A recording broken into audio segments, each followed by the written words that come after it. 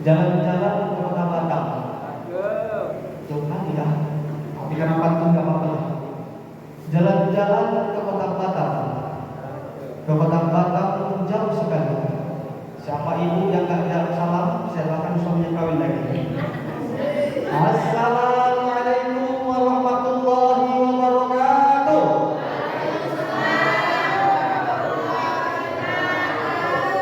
Dengar itu Pak. Semangat ibu bersalam. Ya hanya berapa kalau bapak kawin lagi.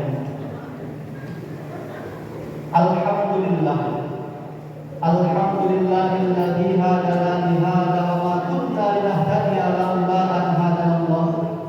Asyhadu an la ilaha illallah wa asyhadu anna Muhammadar Rasulullah. Allahumma shalli ala sayyidina Muhammad wa ala ali sayyidina Muhammad. Faqala Allah ta'ala fi kitabihil Qur'anil Karim. A'udzu billahi as-sami'il 'alim minasy syaithanir rajim. Bismillahirrahmanirrahim. Syahrul Ramadan alladzi unzila fihi al-Qur'an hudan lin-nasi wa bayyinatin minal huda wal furqan. Wa thumma qala Rasulullah sallallahu alaihi wasallam fi kitabil hadits, kam min sha'imin laysa lahu min siyam illa jum'al aqwas. Shadaqallahu al-'azim wa sadaqa rasulun nabiyyul karim wa nahnu 'ala dzalika minasyahidin wasyakirin walhamdulillahi rabbil alamin. Yang sangat saya muliakan Bapak Imam Desa. Apa kabar Pak? Sehat Pak? Alhamdulillah. Melalui Bapak inilah Bu, saya akhirnya bisa bertemu dengan Bapak dan Ibu. Artinya saya tak mencari Ibu dan Bapak, Ibu dan Bapak juga tak mencari saya. Kita bertemu di masjid yang mulia itu karena atas izin Allah Subhanahu wa taala. Tapi melalui perantara Pak Imam. Ini luar biasa Pak Imam Desa kita ini. Kemudian juga yang sangat saya hormati, sangat saya muliakan Pak Imam Dusun. Dan Pak Imam Dusun ini juga luar biasa. Awalnya kan perjanjian kita di malam 17. Kebetulan malam 17 saya ngisi di masjid langit. Saya minta izin Pak Imam, dan kalau Pak Imam Dusun kita izin Pak Imam, boleh enggak agak dimajukan aja malam ke-16? Enggak apa-apa, gas. Alhamdulillah ya kan, aman Allah. Nah, dan juga Pak Kadus, Masya Allah, ini saya hormati Pak Kadus. Ada juga Bapak yang lain, para alim ulama seperti Pandekiawan, yang tak bisa saya sebutkan satu persatu karena berhubung saya juga tak hafal namanya, ibu-ibu juga, tapi mudah-mudahan kita semua dimuliakan oleh Allah Subhanahu wa taala. Pertama sekali, ini cuma 4 isi kita ini, Pak. Cuma 4 aja. Yang pertama pembukaan, yang kedua isi, yang ketiga penutupan, dan yang keempat pulang. Nah, cuma 4 aja. Yang pertama ini masih pembukaan. Marilah kita bersyukur kepada Allah Subhanahu wa taala. Dalam surah Al-Ibrahim ayat 7, Allah Subhanahu wa taala berfirman, la in syakartum la azidannakum wa la in kafartum inna 'adzabi lasyadid. Kata Allah, kalau kita bersyukur atas nikmat, maka nikmat itu akan ditambah. Tapi kalau kita berkufur pada nikmat, ingatlah azab Allah sangat pedih kata Allah. Bukan kata saya Pak, bukan kata saya Bu, kata Allah. Kalau kita bersyukur suami punya gaji 1 bulan 2 juta, mudah-mudahan Bu bulan depan ditambah jadi 2.200.000. Kan nanti 200 tambahannya. Ini maksud itu. Bapak-bapak juga kalau bersyukur Bapak punya istri 1, nanti akan mohon itu ditambah, bukan istrinya yang ditambah, tapi keberkahan di dalam rumah tangganya yang akan ditambah. Amin ya rabbal alamin. Tapi hari ini kita sepakati bersama, kita dengar bersama, ini kita temanya bersyukur pada Allah Subhanahu wa taala. Karena kejadian Pak, di tempat lain ada yang salah dengar. Ustaz ceramah berapi-api di depan, ibu di ujung sana dengarnya berair-air. Keluar air dari sini. Ada itu ada, tapi di tempat ini di Bangun Sari ini nggak ada yang seperti itu. Ustaznya, kita harus bersyukur pada Allah.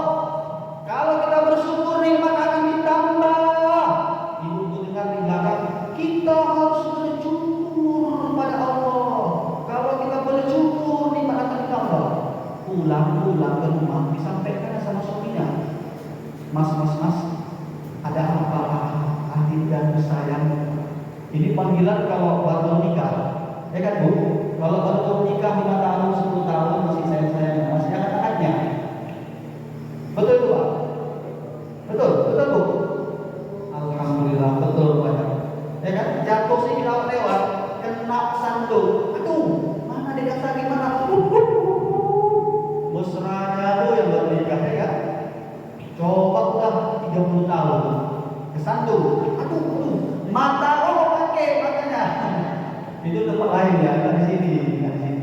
Kalau kita di sini mungkin ya 1, 2, 3, 4, 5, 6. Ibu-ibu bapak yang mulia Allah Subhanahu wa taala. Tapi ada juga yang udah 80 tahun masih manggil sayang sama istrinya. Masih ada ini itu ada. 80 tahun ini lakinya masih manggil sayang sama istrinya. Sayang, oh sayang, didengar sama cucunya. Kakek ini sama nenek sosok mesra. Apa kata kakeknya? Dia kau dah. Aku lupa nama istriku. Rupanya kan udah lupa nama istrinya. Ibu-ibu bapak yang dimuliakan Allah Subhanahu wa taala. Karena tadi salah dengar, disampaikan sama suaminya, mas, kata Ustaz, kita harus banyak-banyak bersyukur. Apa betulnya? Iya. Kalau kita bersyukur, nikmat akan ditambah Allah. Serius betul? Iya. Ayo, besok pagi dibawa ke satu keluarga. Ngapain? Ke tempat tukang pangkas. Diketuklah pintu. Knock. Assalamualaikum. Waalaikumsalam. Ada apa satu keluarga mau kemari? Itu lebaran. Kami satu keluarga mau pangkas. Oh yaudah, cair awak kata tukang pangkas. Masuk dipangkas dari rambut yang paling atas sampai rambut yang paling bawah, habis gundul, botak. Yang terasa dengar.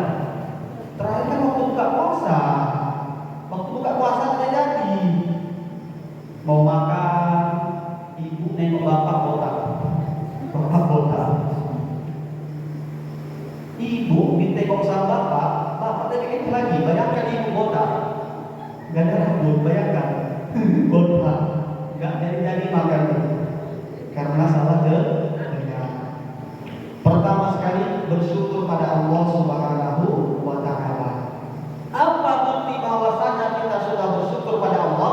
Ini malam ini di tengah hujan yang luar biasa, turunnya berkah, yanzilul ma' minas sama' ilal ardh, turunnya air dari langit ke bumi. Makanya saya tanya lagi, Bu, hujan itu apa? Hujan itu apa? Berkah, rahmat, atau sekali lagi ya. Ini bedakan tuh. Hujan itu apa? Hujan itu air. Ya kan? Sekali lagi, hujan itu apa? Hujan itu rahmat. Rahmat yang berupa air. Ini luar biasa. Sampai kemari saya sudah curiga dari Semadang. Saya lihat awal ini akan hujan. Saya pun di dalam bagasi saya kan nggak muat tuh bantel saya taruh dalam plastik. Sampai di kampung pasar udah terasa agak gerimis. Saya lihat sama Pak Imam udah nggak ada. Berarti Pak Imam udah tinggi dulu aja. Akhirnya saya lanjut terus sambil berdoa mudah-mudahan jangan hujan Allah. Kalau hujan ya udahlah, saya pasrah. Untung ada mantel saya pakai bisa gitu. Tapi ternyata begitu sampai di Bangun Sari, setelah berbuka, disitulah dijawab Allah. Ternyata itulah turun keberkahan. Tapi di samping turun keberkahan, ternyata ramai juga yang datang. Luar biasa. Ini bukti bahwasanya umat di negeri apa ya? Bangun Sari bersyukur semua pada Allah. Ada berapa kakak tadi Pak Kadus? Ada 100 ya.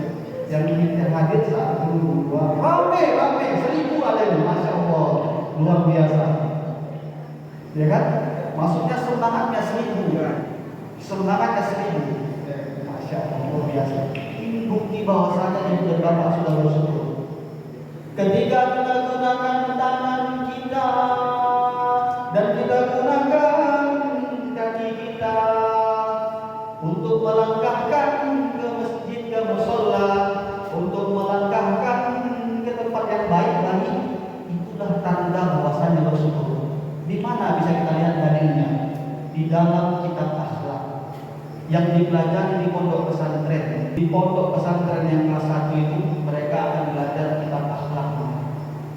Nanti naik kelas 2 ada belajar kitab wasoya. Setelah itu di kelas 3 naik lagi ke kitab ta'lim. Habis itu naik lagi, barulah mereka masuk kitab tasawuf. Jadi di dalam pondok pesantren yang masih kelas 1 itu sudah diajarkan tanda bahwasannya orang bersyukur adalah ketika dia gunakan seluruh anggota badannya dari kepala, mata, telinga, mulut, kaki ke jalan yang disukai oleh Allah. Mata contohnya melihat yang baik-baik, melihat Al-Quran, melihat orang tua, melihat guru, melihat pelajaran, begitu seterusnya. Nah, berselawat kepada Rasulullah sallallahu alaihi wasallam dengan ucapan Allahumma shalli ala sayyidina Muhammad wa ala ali sayyidina Muhammad. Semoga dengan banyak berselawat kepada beliau nantinya kita semua mendapatkan pertolongan syafaatul husna di yaumil kelak. Amin amin ya rabbal alamin. Bapak ibu-ibu yang dimuliakan Allah Subhanahu wa taala, hari ini kita memperingati nuzulul Quran.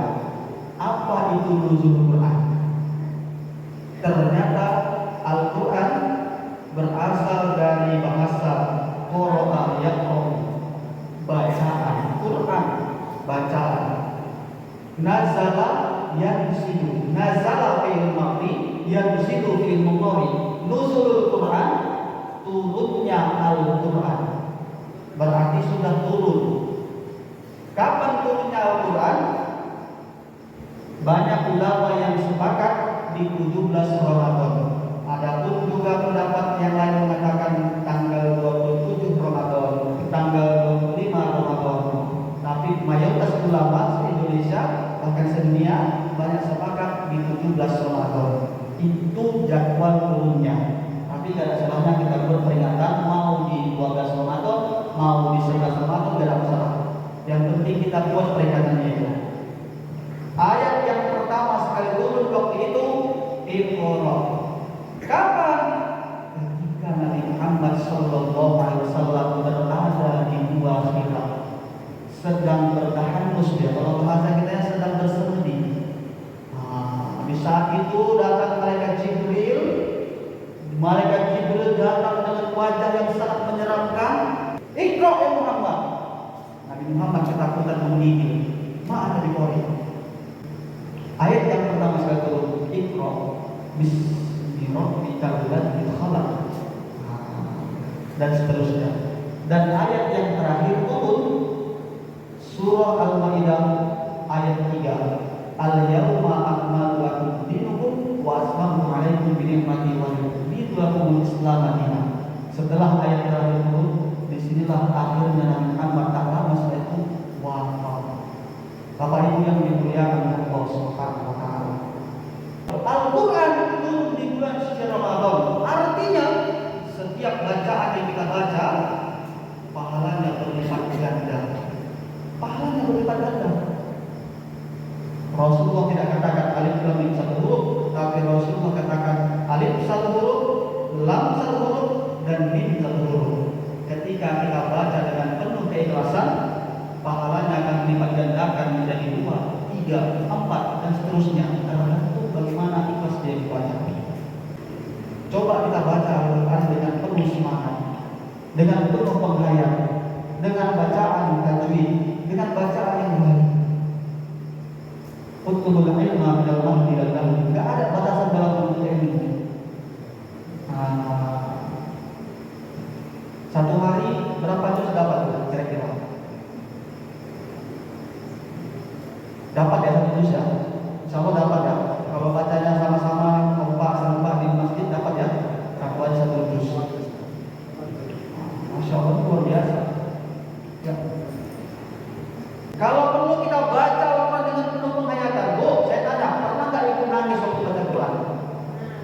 kurang.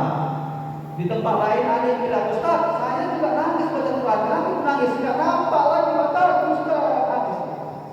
Ada di tempat lain. Kau kenapa nangis? Aduh ya Allah. Kenapa? Kakiku diinjek.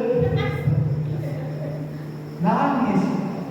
Bukan itu maksudnya, tapi nangis ketika saat kita membaca ayat kesucian itu. Coba hayati.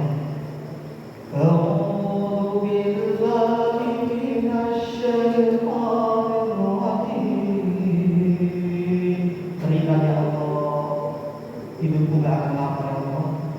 Mana tahu ini bacaanku yang terakhir ya Allah. Bismillahirrahmanirrahim. Dengan menyebut nama-Mu yang Maha Pengasih lagi Maha Penyayang. Untuk itu sayangilah hamba ya Allah. Terima nanti amal ibadah hamba ya Allah. Nangis kita kalau kita hayati. Masya Allah, tabarakallah. Penting gak mempelajari Al-Quran? Sangat penting. Tapi lebih penting lagi mengamalkan apa yang sudah kita pelajari. Kenapa? Insya Allah Al-Quran yang kita amalkan, Al-Quran yang kita pelajari itu kita mulai amalkan, itulah yang akan menolong kita dalam kubur. Makanya ada Al-Quran yang dapat memberikan syafaat. Tak hanya sholawat yang dapat memberikan syafaat, tapi Al-Quran juga dapat memberikan kita syafaat. Kok gitu? Mana buktinya? Terjadi penggalian akan membuat pembangkit tenaga listrik air di Jawa. Digali di kuburan, dipindahkan maksudnya. Ada yang baru 1 hari dikubur, perutnya sudah pecah. Ada yang 3 hari busuk, tahu. Ternyata wajar. Kenapa? Cacing tanah meskipun dia tidak punya mata, tidak punya telinga, tapi Allah menghadir, Allah berikan dia penciuman yang luar biasa. 1 meter jaraknya, begitu dikubur bangkai, begitu dikubur jenazah, dia langsung datang. Tapi ada yang sudah 2 tahun lamanya dalam kubur. 2 tahun lamanya dalam kubur. Begitu digali kuburnya, dibongkar, mau dipindahkan, wajahnya masih ganteng, kumisnya semua putih, rambutnya juga tidak ada tergores sedikit pun. Kain kafannya putih bersih. Jangankan disentuh tanah, jangankan disentuh dari tanah, kain kafannya putih bersih tanpa noda. Setelah ditelusuri historis riwayat hidup dia, ternyata dia bukan penghafal Al-Quran. Dia bukan penghafal Al-Quran, tapi selama hidupnya dia yang paling sering membaca Al-Quran. Ternyata sampai segitu dalamnya tidak ditolong oleh Allah Subhanahu wa taala. Oke, kita sinkronkan biar lebih ilmiah. Terjadi penelitian di Jepang. Kenapa? Ada 2 air. Contoh ya. Ada air minum. Dicontoh, kita minum dulu kan gitu. Karena air minum kan? Bismillahirrahmanirrahim. Nah,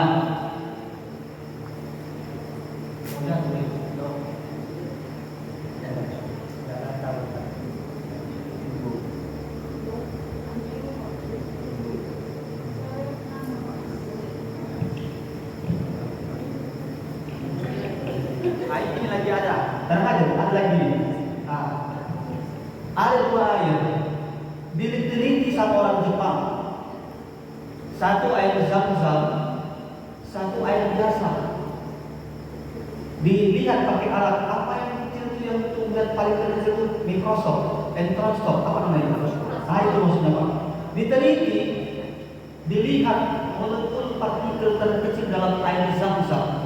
Bentuknya seperti kristal, indah, luar biasa.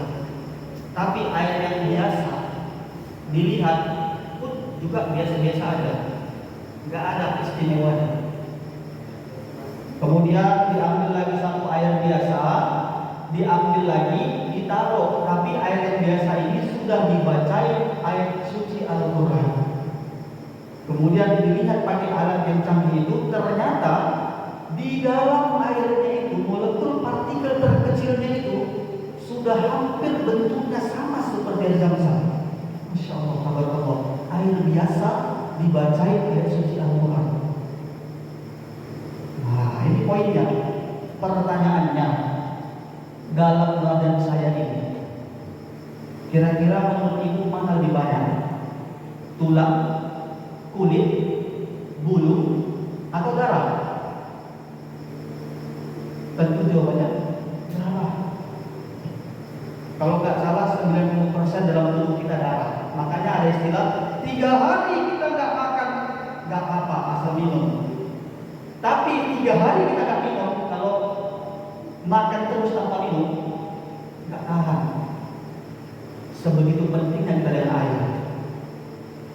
Maka air ini sifatnya penyampaian. Air ini sifatnya pembawa pesan. Saya seumur hidup nggak pernah dengar ada orang kesurupan dibacakannya lagu, bukan lagu Al-Quran. Selalu yang dibaca itu ambil air, baca A'udzubillahi minasyaitonir rajim. Allahu la ilaha illa huwal hayyul qayyum. Diminumkan. Insya Allah sembuh. Biasa kan gitu kalau kita ingin berobat kan? Gak pernah saya dengar ada orang kesurupan jawab. Salahku juga. Gak ada gitu. Selalu yang dibaca Al-Quran, yang diminumkan air. Dalam badan kita 90% darah. Darah itu apa? Darah itu air. Makanya wajar ketika kita sering membaca Al-Quran atau tak membaca, kita sering mendengarkan Al-Quran, air yang ada dalam badan kita, dalam tubuh kita berubah. Molekul partikel terkecilnya berubah menjadi penolong kita nanti ketika di dalam kubur, berubah menjadi air yang suci. Nah, Masya Allah, luar biasa. Luar biasanya Al-Quran ketika dibacakan dalam air. Karena air sifatnya bangsa. Bapak-bapak, ibu-ibu yang dimuliakan Allah Subhanahu wa taala. Selanjutnya, ini mohon izin Pak, mohon izin Bu. Sebetulnya saya tadi agak sedikit terkejut. Memang biasa. Namanya kita hidup di lingkungan ini, kalau nggak ada perbedaan itu nggak mungkin. Kalau nggak ada perbedaan itu mustahil. Di sini kita 11, contoh. Di tempat lain 23. Di sini yang 11, antara yang 11 satu dengan 11 yang lain, ini juga beda-beda. Kalau di tempat sana, saya beberapa waktu lewat ada datang ke Sungai Liput, mereka sholatnya beda. Ini kita nyampaikan biar kita terima dengan perbedaan. Atau di sini masih ada yang ikut-ikut gara-gara masalah beda pilihan? Ada? Ada Pak Bu? Yang satu milih 01, yang satu milih 02 misal. Ya kan? Karena ada juga kejadian itu. Yang satu milih 01, yang satu milih 02. Sampai malam tidak tidur, tidak cakapan. Suami-suami pun dibatasi suaminya karena beda pilihan. Tapi mudah-mudahan di sini kan. Dan kita tetap jadikan ini sebagai rahmah. Perbedaan bukan untuk menjadi permusuhan, tapi untuk menjadi rahmah. Di tempat lain saya perhatikan ada yang subhanal ma'bud, subhanal mawjud, subhanal hayyul ladzi la ilaha wa la yamut wa la yafutu abada, subhanallah rabbuna wa rabbul malaikati war ruh, subhanallah walhamdulillah wa la ilaha illallah wallahu akbar wa la haula wa la quwwata illa billahil aliyyil azim. Allahumma shalli ala sayyidina Muhammad. Jawabannya Allahumma shalli wa sallim alaihi. Di sini tadi dengar Allahumma shalli ala sayyidina Muhammad. Allahumma shalli sallallahu alaihi. Enggak masalah. Yang penting masih sama-sama kita berpatu tangan, bersatu di tali Allah. Nah, itu yang paling penting. Ya kan? Ibu pilih mau yang sholatnya itu 23 rakaat tapi jam 9 selesai, atau yang 11 rakaat tapi jam 12 selesai. Ini kan perbedaan juga. Kalau kita bicara 11 di Mekah itu juga 11. Tapi mereka sholatnya kayak kita baca takbir Allahu Akbar. Imam Syafi'i letak tangan di bawah dada, di atas pusat seperti ini. Kalau di Mekah, Allahu Akbar. Ini perbedaannya. Ya kan? Imam lain, kalau mengikuti mazhab imam lain, ada juga yang begini. Begitu takbir, Allahu Akbar. Tangannya. Ada juga Allahu Akbar. Enggak salah. Asal tahu landasan hukumnya. Asal tahu dasarnya. Yang salah itu gimana? Kalau digabungkan semua, Allahu Akbar.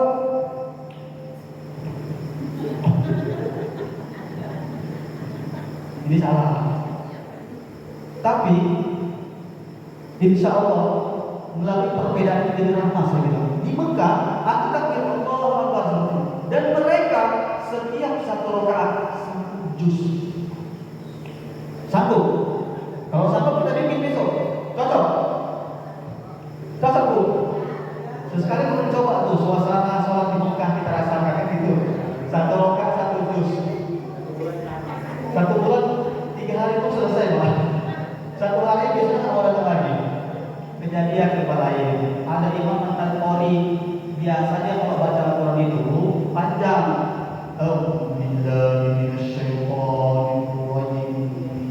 Tahu lah kalau Qori disuruh jadi imam, diangkat takbir.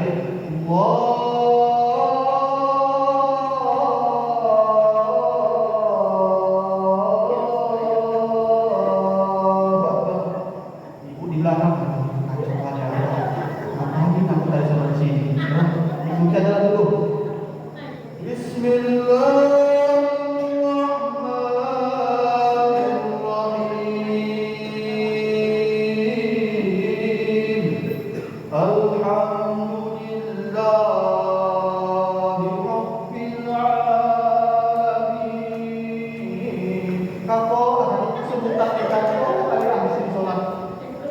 Begitu selesai,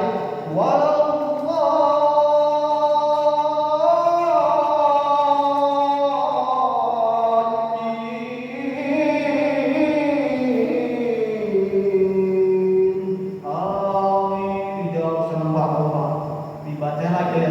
Bismillahirrahmanirrahim. Ya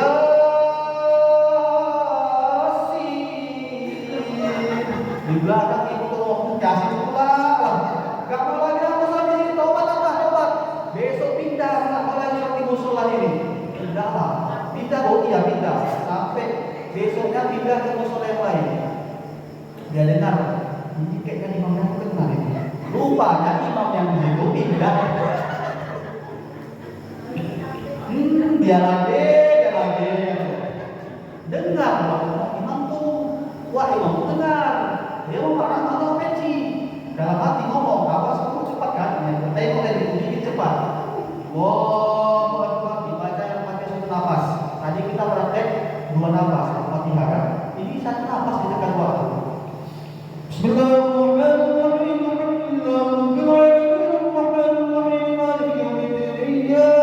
Anak-anak di belakang gas mobil, kencang terus.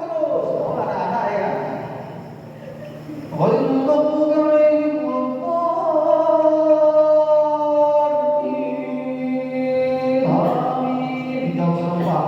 Karena saking ngebutnya lupa baca ayat.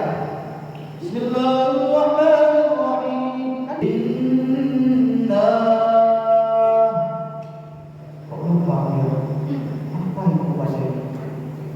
Gas dulu. Inna.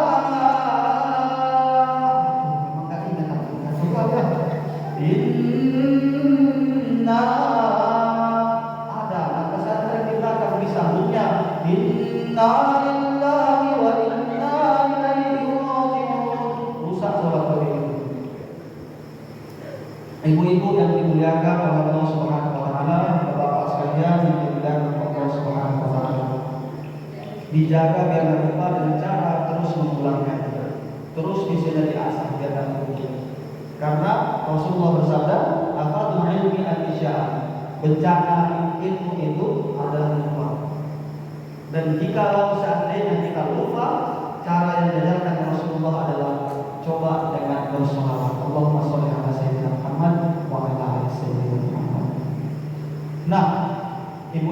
Bapak sekalian dengan Allah Subhanahu wa taala, mengenang kembali turunnya Al-Qur'an, bagaimana caranya untuk menjadikan generasi kita generasi yang Qur'ani. Ini poin yang paling penting sebetulnya. Gimana caranya? Tentu berikan anak pendidikan agama. Nggak sanggup kita dididik dia dengan agama, panggil ustaz, panggil kiai, panggil orang yang paham dan mau mengajarkan. Nggak mampu kita manggil ustaz, karena mungkin segan kita kalau cuma ngaji sedikit bisa masukkan dia di pondok pesantren. Nggak pun sanggup juga masukkan anak karena jauh di pesantren, walaupun pesantren dekat, tapi bisa nyambung Pak dalam 1 bulan belum tentu sekali. Sekolahkan dia di SMP, sekolahkan dia di SMA, silakan. Tapi coba berikan dia juga pelajaran agama melalui daya-daya. Kalau di Aceh itu biasa, anak pergi sekolah SMA pagi, siang pulang, setelah makan siang, pergi lagi les di daya-daya atau nanti malam di daya ngaji kita. Coba. Kenapa? Kullukum ra'in wa kullukum mas'ulun an ra'iyatihi. Setiap kita adalah pemimpin dan setiap pemimpin itu nanti suatu saat akan diminta pertanggungjawabannya oleh Allah Subhanahu wa taala. Kita laki-laki pemimpin keluarga, ibu perempuan pemimpin untuk anak-anak. Antum malu satu umat. Ibu adalah sekolah anak yang pertama. Kalau ibunya baik, walaupun bapaknya tak baik, insya Allah anak itu baik. Tapi kalau bapaknya baik, ibunya tak baik, bagaimana mungkin anaknya bisa baik? Kami sering ketika belajar, mengajar di sekolah, kami sering jumpai anak-anak yang nakal. Kalau kami bilang begitu, mereka bukan nakal. Mereka itu bisa bandel, bisa nakal, bisa membuat masalah. Itu karena mereka sebetulnya kurang perhatian di sekolah. Di rumah, di sekolah dia luapkan mencari perhatian. Terbukti ada anak-anak nakal, ribut dari saya panggil sini nak. Kamu kenapa sayang? Tersentuh dia. Kenapa? Ternyata selama di rumah nggak pernah dipanggil sayang sama orang tuanya. Di sekolah bandel. Begitu saya panggil sini sayang, ada apa sayang? Coba cerita sama bapak. Berubah baik anaknya. Pentingnya mendidik anak. Ya. Dan terakhir yang ingin saya sampaikan, ibu di rumah punya simpanan harta, duit, pernah bu? Ada punya simpanan? Ada. Alhamdulillah. Bapak ada? Alhamdulillah. Nanti sedekah jariahkan. Memang betul harta yang kita pegang hari ini tidak dibawa sampai mati, betul. Tapi ada juga kata Rasulullah harta yang bisa dibawa sampai mati. Apa itu? Sedekah jariah. Contoh kipas angin. Siapa yang beli kipas angin ini? Pak Jono. Masya Allah, luar biasa. Selama kipas angin ini kita pakai, walaupun misal Pak Jono sudah tiada, puluhan tahun dalam kubur, selama kipas ini masih ada, dipakai oleh orang untuk beribadah, dipakai oleh orang untuk sholat, selama itulah pahalanya akan terus mengalir sama Pak Jono. Jadi gak ada gunanya kita simpan-simpan cincin dulu. Kadang-kadang di tempat lain dia manggil tegur kawan, bukan ingin manggil gelang, tapi mau pamer gelang. Hai Maimunah, tunjukkan apa ini cincin di tangannya ini. Hai ini. Hei bu, kalau ibu mati, mohon maaf, ini kalau bukan doa. Kalau ibu mati, yang pakai cincin itu siapa? Pakai sang bapak untuk kawin lagi. Ya kan? Nah, uang yang ada sama kita hari ini, harta yang kita punya saat ini, kalau tidak dipakai sama bapak untuk kawin lagi, akan menjadi harta ini yang diperebutkan oleh anak-anak. Ribut anak-anak. Makanya kata Rasulullah, ilmu yang pertama sekali diangkat dari dunia ini itu adalah ilmu faraid, ilmu mawaris, harta membagi harta waris. Coba lihat sekarang zaman. Siapa yang masih pakai ilmu faraid? Mislu hadil saya kata Allah Al-Quran. Bagian anak laki-laki 1/2. Tapi beberapa waktu yang lewat saya dengar dapat info harta dibagi sama rata, perempuan dapat sekian, laki-laki dapat sekian, dan anaknya dapat sekian. Udah enggak pakai ilmu paret lagi. Makanya wajar kata Rasulullah, ilmu yang pertama sekali akan adalah ilmu paret. Boleh kita simpan harta, boleh kita punya uang yang melimpah, boleh kita simpan di ATM kita banyak-banyak. Tapi ingat, kalau mau uang kita bawa sampai mati, sedekah jariah. Beli sesuatu yang bermanfaat. Mana contohnya ini? Kalau tadi mungkin benda-benda sebagai contoh, sekarang kita ambil sampelnya air aqua ini. Siapa yang beli air aqua ini? Pak Juminan. Masya Allah, luar biasa Pak Juminan. Ini, Bu, kalau saya minum ini, contoh saya minum.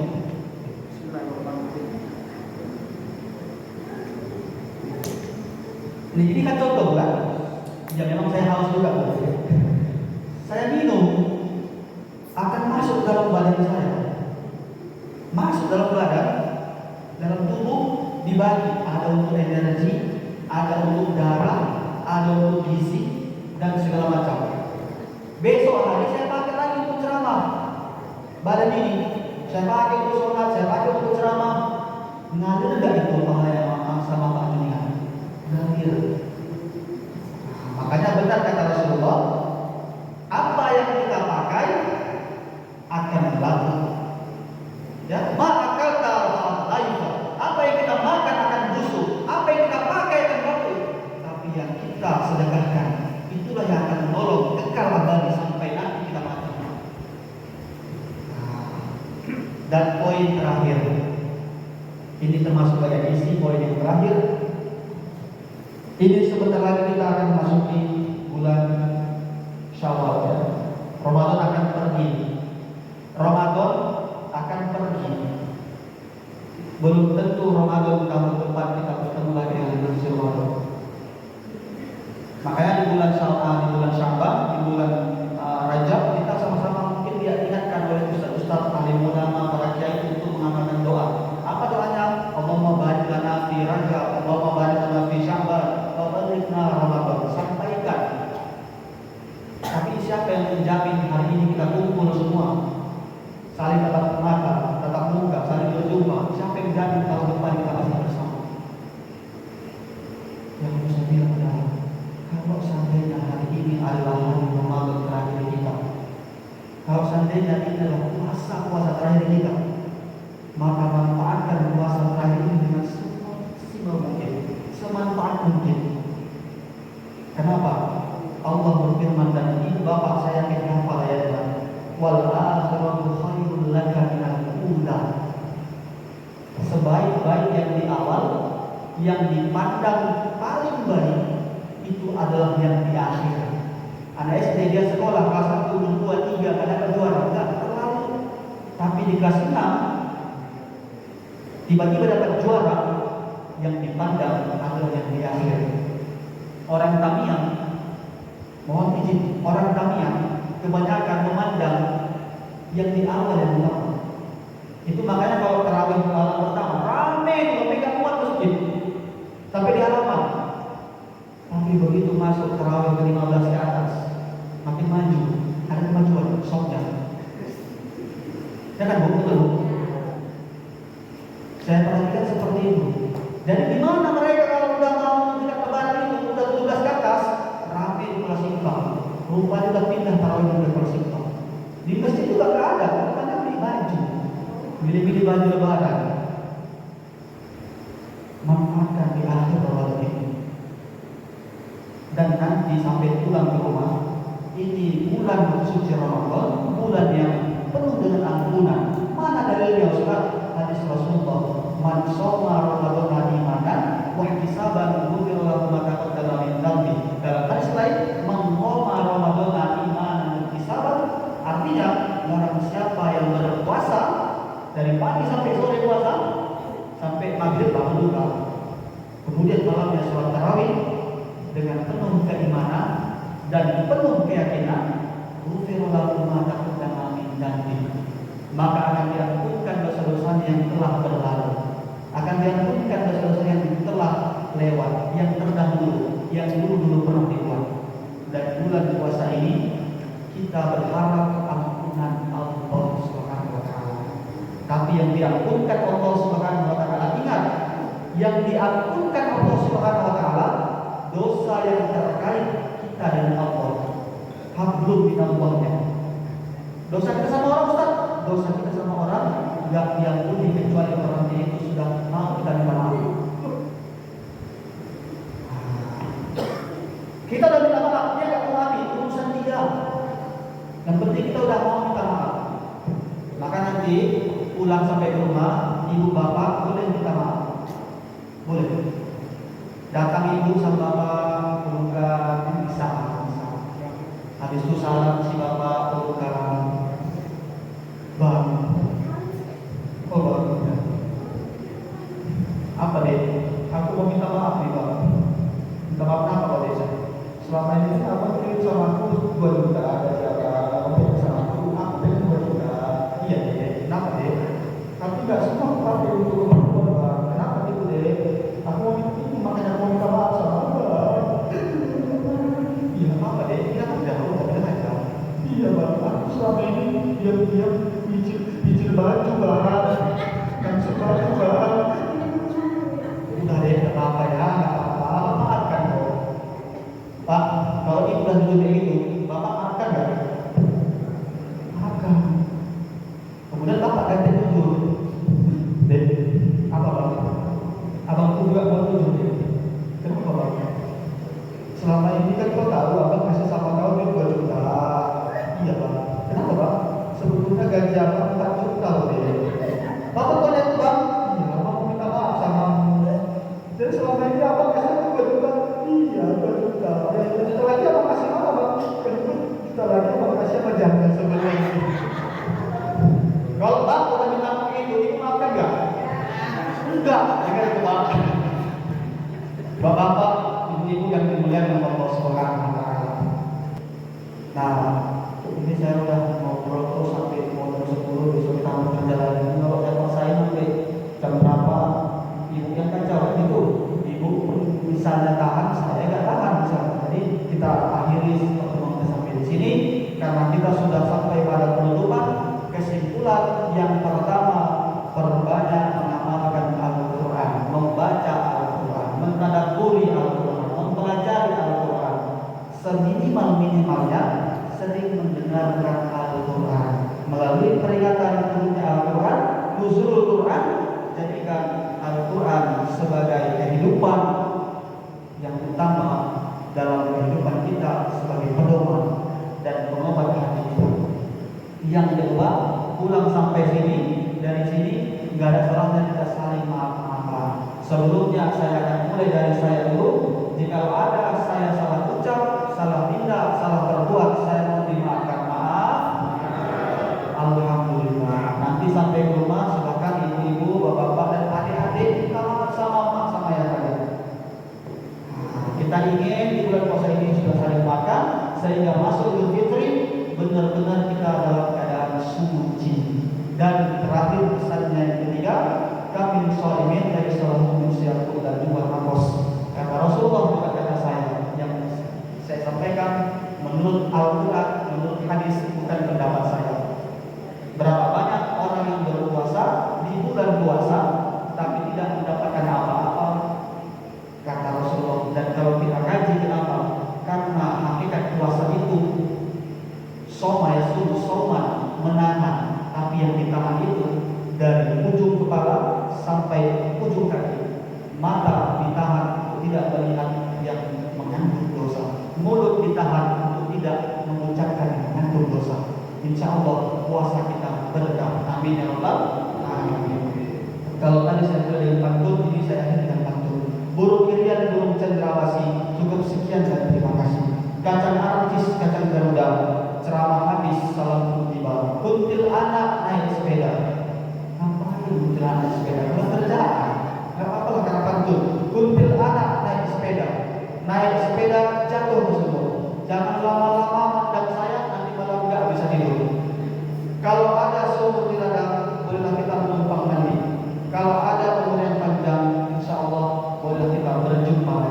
Wabillahi taufiq wal hidayah.